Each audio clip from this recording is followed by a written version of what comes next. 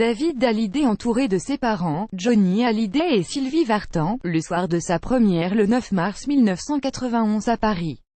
Avant de se faire la guerre au tribunal, avant même la mort de son père, David Hallyday a eu un petit aperçu du tout dernier album de Johnny. Pour la première fois, il raconte dans la presse ce qu'il a entendu et le fils de Sylvie Vartan est enthousiaste. Dans l'affaire autour du testament de Johnny Hallyday, les avocats de chacun ont rendez-vous le 24 mai 2018 au tribunal de grandes instances de Nanterre. Ce dont les fans rêvent en revanche, c'est de la sortie de l'album inédit du rocker, mort en décembre dernier. David Hallyday, qui chantait ce week-end à Boulogne-sur-Mer, a accordé une interview à La Voix du Nord.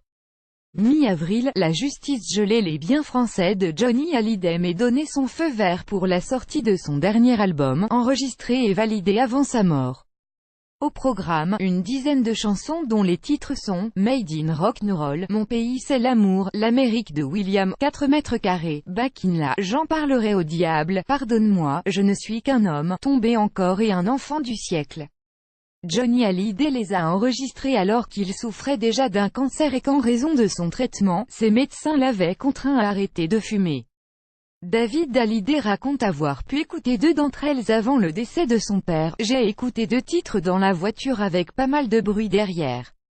Ce que je peux vous dire, c'est que la voix de mon père est exceptionnelle, c'est ce qui ressort. On a cette voix riche et forte qu'on retrouve sur tous ses albums. C'est difficile d'en dire plus car c'était des maquettes mais en tout cas, quelle voix, et la qualité de la voix de Johnny Hallyday sur ses chansons promet d'être fantastique à en croire les quelques chanceux, comme son ami et ancien producteur Jean-Claude Camus, qui ont pu les écouter. Reste à patienter jusqu'à la sortie du disque qui devrait avoir lieu en novembre 2018. En tournée depuis le mois de février, David Hallyday ne manque pas de rendre hommage à son père sur scène, d'abord en reprenant J'ai oublié de vivre, mais aussi 100% qu'il lui avait composé à la fin des années 1990 pour l'album du même nom. Cet album avait rencontré un immense succès et permis au père et à son fils de se retrouver. Enfin, David Hallyday chante l'inédit Ma dernière lettre, une chanson dans laquelle il imagine ce que Johnny aurait pu lui écrire avant son grand départ. Le 14 mai 2018 17h41 Abonnez-vous à Pure People sur Facebook. Britney, ses 2 fils fascinés par la Tour Eiffel. Quel est le point commun entre Kristen Stewart, Michelle Obama, Brad Pitt et Jessica Alba? Shakira sexy et décolletée, la bomba met le feu sur les Champs-Élysées. Voir les dernières vidéos.